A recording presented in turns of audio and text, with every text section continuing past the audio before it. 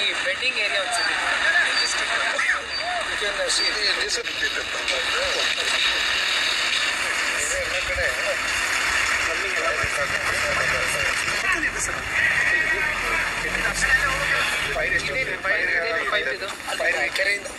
ಕೆರೆಯಿಂದ pump ಮಾಡ್ತೀವಿ. ಇದು ಮಾಡಿದ್ದೀರಾ ಕೆರೆ ಲೇಬರ್ಸ್ ಇರ್ತಾರೆ ಅಟ್ ಎ ಟೈಮ್ ಎಲ್ಲ ಅಲ್ಲಿ ಚಾಲೂ ಮಾಡೋಕ್ಕಿಬ್ರು ಮತ್ತು ಅಲ್ಲಿ ಆಫೀಸರ್ಸ್ ಹತ್ರ ಇದ್ರು. ಅಲ್ಲಿ ಸೆನ್ಸರ್ ಬರ್ತದೆ, 2 ಸೆನ್ಸರ್ ಹಾಕೋದು, 3 ಸೆನ್ಸರ್ ಅಲ್ಲೊಂದು ಇಲ್ಲಿ 2.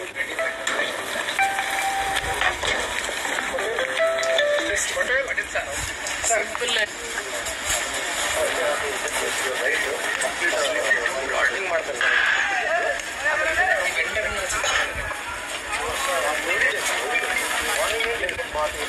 हाँ फोन करता हूँ लेकिन बरते सर अल्ले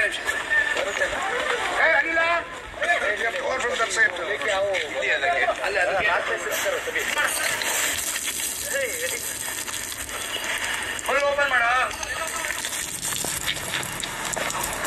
प्रेशर ಬರ್ತಾರೆ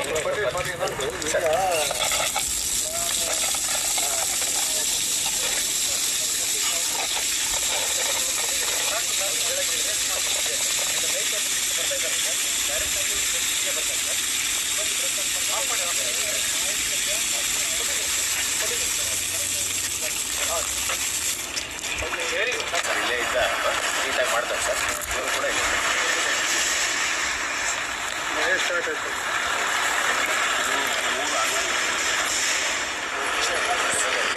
ಗಾರ್ಬೇಜ್ ಕ್ಯಾನ್ ಕೂಡ ಇದೆಲ್ಲ ಸರ್. ನಾಳೆ ಮುನ್ಸಿಪಾಲ್ಟಿ ಅವ್ರು ಕಂಪ್ಲೀಟ್ ಸೆಟಪ್ ಮಾಡ್ಕೊಳ್ತಾರೆ ಸರ್. ಅವ್ರು ಎಲ್ಲ ಇಲ್ಲಿ zone C one of sir Roshan I want to see one of them. very good. ಎಷ್ಟು ಚಾರ್ಜ್ ಇರ್ತಾರೆ ಸರ್? ಟೋಟಲಿ ಒಳ್ಳೆ ಮತ್ತೆ ಅಗೇನ್ ಒಂದು ಎಷ್ಟು ವೆರಿ ಗುಡ್ ಕರೆಕ್ಟ್. ಈಗ ಇದರಲ್ಲಿ ಎಷ್ಟು ಆಗ್ತದೆ?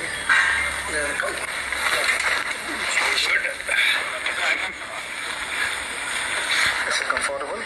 Quite comfortable. DC ಅವರನ್ನು ಮಗಿಸ್ಬಿಟ್ಟಿದ್ದೀನಿ.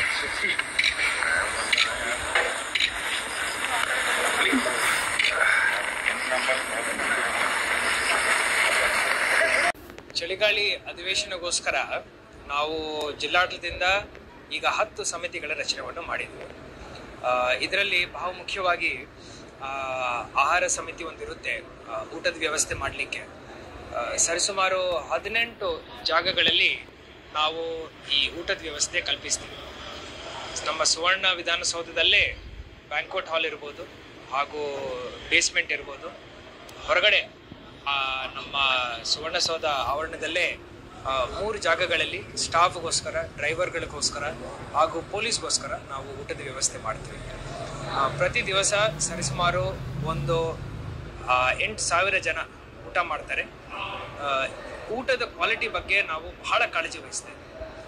ಒಳ್ಳೆ ರೀತಿಯ ಕ್ವಾಲಿಟಿ ಊಟ ಇರಬೇಕಂತ ಹೇಳಿ ಮಾನ್ಯ ಮುಖ್ಯಮಂತ್ರಿಗಳು ಸ್ವತಃ ಫೋನ್ ಮಾಡಿದ್ದಾರೆ.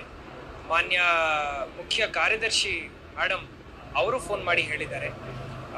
ಈ ನಿಟ್ಟಿನಲ್ಲಿ ಪ್ರತಿ ದಿವಸ ಊಟ ಅಡಿಗೆ ಮಾಡೋ ಟೈಮಿಂದ ಬಡಿಸೋ ತನಕ ನಾವು ಟೆಸ್ಟಿಂಗ್ ಮಾಡ್ತಾ ಇದ್ದೀವಿ, ಕ್ವಾಲಿಟಿ ಚೆಕ್ ಮಾಡ್ಕೊಳ್ತಾ ಇದ್ದೀವಿ.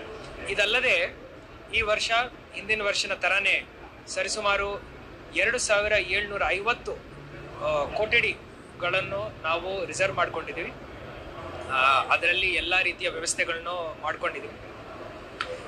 ನಮ್ಮ ಪೊಲಿಟಿಕಲ್ VIP-ಗಳಿಗೆ ಹಾಗೂ ಸೀನಿಯರ್ ಅಧಿಕಾರಿಗಳಿಗೆ ಎಲ್ಲ ರೀತಿಯ ಪ್ರೋಟೋಕಾಲ್ ಫಾಲೋ ಮಾಡಲಿಕ್ಕೆ ಹಾಗೂ ಎಲ್ಲ ರೀತಿಯ ಲೈಸನಿಂಗ್ ಮಾಡಲಿಕ್ಕೆ ಅಧಿಕಾರಿಗಳನ್ನು ನಾವು ನೇಮಕ ಮಾಡ್ಕೊಂಡಿದ್ದೀವಿ. ನಾನು, ಕಮಿಷನರ್ ಆಫ್ ಪೊಲೀಸ್, SP ಅವರು, CO ಅವರು ಹಿಂದಿನ 1-2 ವಾರಗಳಿಂದ ಬರೇ ಈ ಒಂದು ಸಿದ್ಧತೆ ಬಗ್ಗೆನೇ ನಾವು ಕಾಳಜಿ ವಹಿಸ್ತಾ ಇದ್ದೀವಿ. ಈ ವರ್ಷ ಅಧಿವೇಶನ ಉತ್ತರ ಕರ್ನಾಟಕದ ಭಾಗದ ಏನು ವಿಚಾರಗಳಿದೆ ಅದರ ಬಗ್ಗೆ ಫೋಕಸ್ ಮಾಡಬೇಕಂತ ಹೇಳಿ ನಮ್ಮ ಜಿಲ್ಲೆಯ ಉಸ್ತುವಾರಿ ಸಚಿವರು ಹಾಗೂ ನಮ್ಮ ಮಹಿಳಾ ಮತ್ತು ಮಕ್ಕಳ ಅಭಿವೃದ್ಧಿ ಸಚಿವರು ಅವರಿಬ್ಬರು ನಮಗೆ ಹೇಳಿದ್ದಾರೆ. ಅದಾಗಬೇಕಂದ್ರೆ ಇಲ್ಲಿ ಎಲ್ಲ ರೀತಿಯ ವ್ಯವಸ್ಥೆಗಳಲ್ಲಿ ಯಾವುದೇ ಕೊರತೆ ಆಗದಂತೆ ನೋಡ್ಕೊಳ್ಳೋ ಜವಾಬ್ದಾರಿ ಜಿಲ್ಲಾಡಳಿತದ ನಮ್ದಾಗುತ್ತೆ. ಆ ನಿಟ್ಟಿನಲ್ಲಿ ನಾವು ಕೆಲಸ ಮಾಡ್ತೇವೆ. ಈಗ ಬರುವಂತಹ ಸಿಬ್ಬಂದಿಗಳಿಗೂ ಕೂಡ ಯಾವ ರೀತಿಯಾದಂತಹ ವ್ಯವಸ್ಥೆ ಸರ್? ಹೊರಗಿನ ಜಿಲ್ಲೆಗಳಿಂದ ಸಾಕಷ್ಟು ಜನ ಬರ್ತಾರೆ, ಎಷ್ಟು ಜನ ಬರ್ತಾ ಇದ್ದಾರೆ ಸರ್? ಬರೇ ಅಕಾಮಿಡೇಷನ್ ಕಮಿಟಿನಲ್ಲೇ ಒಂದು 18 ಜನ ಆಫೀಸರ್ಸ್ ಹಾಕಿದ್ವಿ. ಯಾಕೆ ಇಷ್ಟು ಜನ ಆಫೀಸರ್ಸ್ ಹಾಕಿದ್ವಿ ಅಂದ್ರೆ ಪ್ರತಿ ಒಂದು ಹಂತದಲ್ಲಿ ಇರುವಂತ ಪೊಲಿಟಿಕಲ್ VIP-ಗಳಿರ್ಬೋದು, ಅಧಿಕಾರಿಗಳಿರ್ಬೋದು, ಸಿಬ್ಬಂದಿಗಳಿರ್ಬೋದು, PA-ಗಳಿರ್ಬೋದು, ಬೇರೆ ಡ್ರೈವರ್ಗಳಿರ್ಬೋದು, ಗನ್ಮೆನ್ಗಳಿರ್ಬೋದು, ಎಲ್ಲರಿಗೂ ಬೇರೆ ಬೇರೆ ಜಿಲ್ಲೆಯಿಂದ ಬಂದ ನಂತರ ನಮ್ಮ ಬೆಳಗಾವಿ ಜಿಲ್ಲೆನಲ್ಲಿ ಯಾವುದೇ ತೊಂದರೆ ಆಗಬಾರ್ದಂತ ಹೇಳಿ ಆ ದೃಷ್ಟಿಯಿಂದ ನಾವು ಇಷ್ಟು ದೊಡ್ಡ ಕಮಿಟಿಯನ್ನು ರಚನೆ ಮಾಡಿ ಪ್ರತಿ ಒಂದು ನ್ಯೂನ್ಯತೆಯನ್ನು ನಾವು ನೋಡ್ತಾ ಇದ್ವಿ. ಸೊ ಉದಾಹರಣೆಗೆ ಎಲ್ಲ ಕ್ಯಾಬಿನೆಟ್ ರ್ಯಾಂಕ್ ಮಿನಿಸ್ಟರ್ಸ್ಗೆ ಹಾಗೂ ನಮ್ಮ ಪ್ರಿನ್ಸಿಪಲ್ ಸೆಕ್ರೆಟರಿ ರ್ಯಾಂಕ್ ಆಫೀಸರ್ಸ್ಗೆ ಎಲ್ಲರಿಗೂ ವಸತಿ ವ್ಯವಸ್ಥೆ ಮಾಡ್ತೀವಿ. ಹಾಗೂ ಕ್ಯಾಬಿನೆಟ್ ರ್ಯಾಂಕ್ ಮಿನಿಸ್ಟರ್ಸ್ ಅವರ ಆಪ್ತ ಕಾರ್ಯದರ್ಶಿ ಇರ್ಬೋದು, ಮತ್ತೆ OSD-ಗಳಿರ್ಬೋದು, ಅವರಿಗೆ ವ್ಯವಸ್ಥೆ ಮಾಡ್ತೀವಿ. ಡ್ರೈವರ್ಗಳಿಗೆ ಅಲ್ಲಿ ಮತ್ತೆ ನಮ್ಮ ಡಿಸ್ಟ್ರಿಕ್ಟ್ ಟ್ರೈನಿಂಗ್ ಇನ್ಸ್ಟಿಟ್ಯೂಟ್ ಅಲ್ಲಿ ಹಾಗೂ ಸ್ಪೋರ್ಟ್ಸ್ ಹಾಸ್ಟೆಲ್ ಅಲ್ಲಿ ಹಾಗೂ ನಮ್ಮ ಸೆಕ್ರೆಟೇರಿಯಟ್ ಸ್ಟಾಫ್ ಇರ್ತಾರೆ. ಸೆಕ್ರೆಟೇರಿಯಟ್ ಸ್ಟಾಫ್ ಜೊತೆ ಮಾರ್ಷಲ್ಸ್ ಬರ್ತಾರೆ. ಲೇಡಿ ಮಾರ್ಷಲ್ಸ್ಗೆ KLE ನರ್ಸಿಂಗ್ ಹಾಸ್ಟೆಲ್ ಅಲ್ಲಿ ಅಕಾಮಿಡೇಟ್ ಮಾಡ್ತಾ ಇದೀವಿ. ಮೇಲ್ ಮಾರ್ಷಲ್ಸ್ಗೆ ನಾವು ಇನ್ನೊಂದು ಕಡೆ ನಮ್ಮ ಸ್ಪೋರ್ಟ್ಸ್ ಹಾಸ್ಟೆಲ್ ಅಲ್ಲಿ ವ್ಯವಸ್ಥೆ ಮಾಡಿ ಕೊಡ್ತಾ ಇದೀವಿ.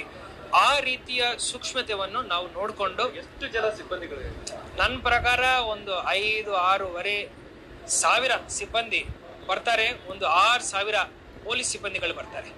ಸೊ ಅಧಿವೇಶನ ಅಂದ್ರೆ ನಮ್ಮ ಇಂಗ್ಲಿಷಲ್ಲಿ ವಿಂಟರ್ ಕ್ಯಾಪಿಟಲ್ ಅಂತ ಕರಿತೀವಿ ಬೆಳಗಾವಿಯನ್ನು.